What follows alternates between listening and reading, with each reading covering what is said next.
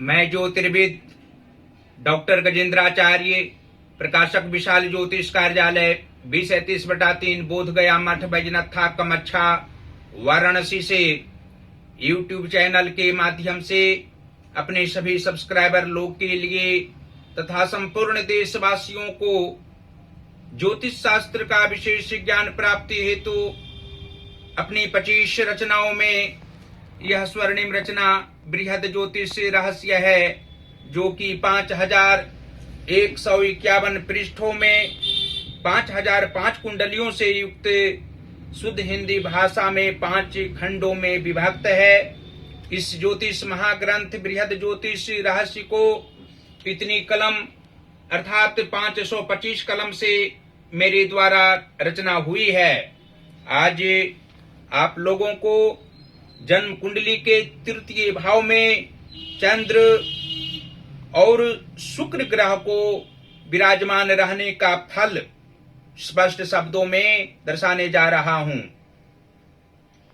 जन्म कुंडली के तृतीय भाव में चंद्र तथा शुक्र के मेल से जातक आत्म संयम धारण करने वाले होते हैं। व्यर्थ की बातों पर कदापि ये ध्यान नहीं देते तथा साथी या मित्र बनाने में विश्वास नहीं रखते हैं। उपकार करने की भावना इनमें होती है, परंतु लोगों से अपयश कई बार मिलने से इनका मन यश कमाने से बिल्कुल उठ जाता है। जीवनों पर्यंत ये शुद्ध भावना में लिप्त रहकर अपने कर्मों के प्रति अत्यधिक जागरूक रहते हैं। इससे हर प्रकार से सहजता पूर्वक धन धान्य की वृद्धि, समाज में पूर्ण सम्मान तथा जिंदगी सुखमय व शांतिमय व्यतीत होती है। यहाँ पर शुभ दोनों ग्रह एक समान फल देते हैं। शारीरिक रूप से जातक बलवान और मानसिक रूप से तीव्र बुद्धि वाले तथा त्यागी भी होते हैं। विनम्र स्वभाव वाले इस जातक को चंद्र सभी कर्मों में विशेष रुचि व अचल संपत्ति प्रदान करते हैं और शुक्र मित्र गणों से सावधान करते हुए जातक को आत्म संयम बरतने की नित्य प्रेरणा मृत्यु पर्यंत देते हैं। ऐसी स्थिति में सफलता मात्र प्राप्त होती है।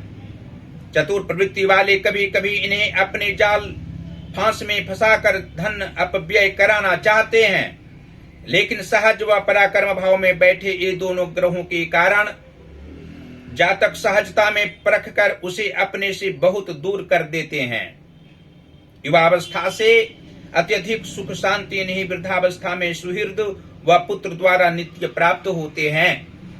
और यह भी स्पष्ट शब्दों में आप लोग जान सकते हैं कि जन्म कुंडली के 10th भाव अर्थात कर्म भाव के स्वामी गुरु बृहस्पति हों तथा मातृभाव के स्वामी बुध ग्रह हों, तो तृतीय भाव स्थित चंद्र और शुक्र के प्रभाव से जातक को कर्म करने में अधिक रूप से मन युवावस्था से आगे लगना स्वाभाविक बात होती है। वृद्धावस्था आने पर भी जातक कर्म के प्रति जागरूक व सजग रहा करते हैं। युवावस्था की भांति ये उत्तम विचारों से युक्त रहकर शारीरिक रूप से भी कर्म करने में माहिर होते हैं। सहजता पूर्वक किसी भी व्यक्ति को मित्र बनाने वाले होते हैं। सहयोगी जनों से सहयोग इन्हें प्राप्त होता है और इस जातक को मातृ सुख अवश्य प्राप्त होता है। इनकी माता अच्छे विचारों से युक्त रहने वाली होती हैं, विद्या प्रेमी होती हैं, अपने परिवार जनों को अनेकों प्रकार से उत्तम विचारधाराओं से युक्त रहकर आगे बढ़ाने की क्षमता वाली होती हैं। और जन्म कुंडली के 9वें भाव अर्थात भाग्य भाव के स्वामी शनि ग्रह हों तथा धन भाव के स्वामी चंद्रमा हों, तो तृतीय भाव स्थित चंद्र और शुक्र के प्रभाव से जातक का भाग्योदय 27वें या 32वें वर्ष में होता है। आयु के 42वें वर्ष के उपरांत जातक को विशेष धन की प्राप्ति होती है। भाग्योत्थान इनको अकस्मात रूप में होता है, लेकिन जीवन के उत्तरार्ध भाग में भाग्य इनका सही रूप में साथ नहीं देता है। ऐसे तो धन का भाव किसी भी काल में इनको नहीं रहता है, और जन्म कुंडली के एकादश भाव के स्वामी मंगल ग्रह हों तथा पंचम भाव के स्वामी शुक्र ग्रह हों, तो तृतीय भाव स्थित चंद्र और शुक्र के प्रभाव से जातक को अधिक मन पारिवारिक क्षेत्र में तो नहीं लगता है, लेकिन सामाजिक क्षेत्र में अत्यधिक प्रतिष्ठा इन्हें प्राप्त होती है। जीवन के किसी भी भाग में सामाजिक कार्यों में समाजोत्थान करना इनका मुख्य उद्देश्य रहा करता है। संत महात्माओं की भांति उत्तम विचारों से युक्त रहा करते हैं। विशेष मन घर से बाहर अर्थात बाहरी क्षेत्र में लगना ज्योतिषीय दृष्टिकोण से स्पष्ट है। पुत्र सुख की प्राप्ति इन्हें होती है। संतान सुख से अभिनिहित रहा करते हैं। इनकी भावनाओं को समझने वाले इनके पुत्र होते हैं। इनकी संतान होती है, पुत्री भी इनको होती है, जो पुरुषार्थ भावनाओं से युक्त रहने वाली होती है। अपने ससुराल में माता पिता का नाम रोशन करने वाली होती है। और सप्तम भाव के स्वामी गुरु बृहस्पति हों तथा लग्नेश बुध ग्रह हों, तो तृतीय भाव स्थित चंद्र और शुक्र के प्रभाव से जातक का दाम्पत्य जीवन सुखमय किसी भी रूप में रह सकता है। और धनाभाव भी दाम्पत्य क्षेत्र में नहीं होना तथा पारिवारिक क्षेत्र में मैत्री भाव पूर्वक ये जातक रहा करते हैं। पति पत्नी में मधुर प्रेम बना हुआ रहता है। दोनों जनों की मृत्यु वृद्धावस्था में ही होती है, और जातक अपने विचारों के अनुरूप अच्छे अच्छे कार्य पारिवारिक क्षेत्र में करते हैं। उत्साहपूर्ण ढंग से स्वजनों के मध्य में रहा करते हैं। मानसिक तनाव में भी प्रसन्नता इन्हें रहा करती है।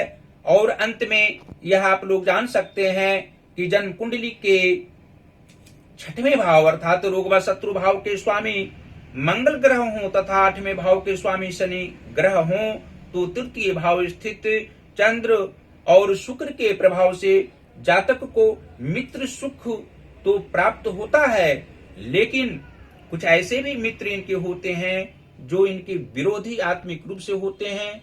इनसे शत्रुता रखने वाले होते हैं। आगे की अवस्थाओं में सही रूप में शत्रु वह बन सकता है। इसलिए जातक को मित्र बनाने की आवश्यकता नहीं होती है। सावधानी पूर्वक रहना इनका स्वाभाविक लक्षण होना चाहिए। और जातक धन का अपव्यय कभी कभी कर सकते हैं, लेकिन मानसिक तनाव इन्हें किसी भी रूप में नहीं होता है। और अंत में फिर यह आप लोग जान सकते हैं कि जन्म कुंडली के द्वादश भाव अर्थात व्यय भाव के स्वामी मंगल ग्रह हों और तृतीय भाव अर्थात पराक्रम भाव के स्वामी सूर्य ग्रह हों, और यहाँ पर चंद्र तथा शुक्र एक साथ विराजमान हो, तो जातक अपव्ययी किसी भी रूप में नहीं होते हैं। धन का अपव्यय नहीं करते हैं, शुद्ध मन से धन का व्यय करते हैं।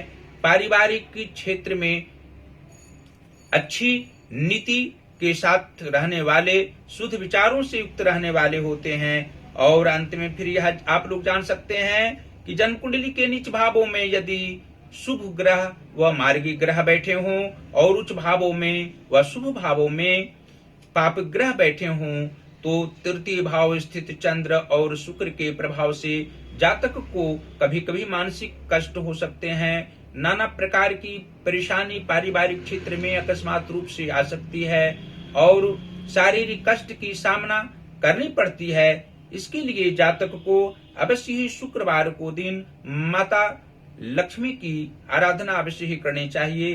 दुर्गा सप्तशती का पाठ भी मंगलवार को अवश्य ही करने से किसी भी प्रकार के सांसारिक सुख प्राप्त हो सकते हैं। मानसिक दुख मिट सकता है, आर्थिक तंगी नहीं रह सकती है। और भगवान शिव की आराधना करना भी जातक कदापि न भूलें। अवश्य ही सूर्य की आराधना भी जातक करते रहें। सूर्य आदित्य हृदय स्तोत्र का पाठ करने से अवश्य ही पाप ग्रहों से निजात मिलना स्वाभाविक बात होगी। और अंत में फिर इस ज्योतिष महाग्रंथ बृहद ज्योतिष रहस्य को आप लोगों से निवेदन हम करेंगे कि अपने अपने घरों में इसे अवश्य मंगवावें।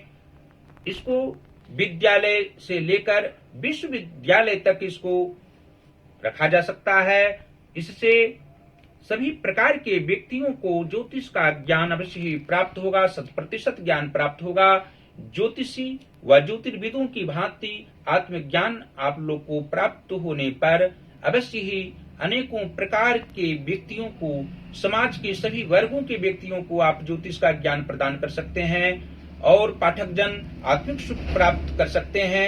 इसको मंगवाने के लिए हमसे सीधा संपर्क कर सकते हैं और आप लोगों से यह भी हम बताते हैं, हमेशा बताते हैं कि यहाँ प्रकाश की ये कार्य होता है। यहाँ से हिंदी का पुस्तक प्रकाशित करा सकते हैं, संस्कृत का पुस्तक प्रकाशित करा सकते हैं और इंग्लिश का बुक भी प्रकाशित करा सकते हैं। हमसे सीधा संपर्क आप लोग करें। पहला संपर्क का नंबर है जो मेरा व्हाट्सएप नंबर है 94 51 22 87 और 47। दूसरा नंबर है जो मेरा पेटीएम नंबर है 88 40 76 17 और 92।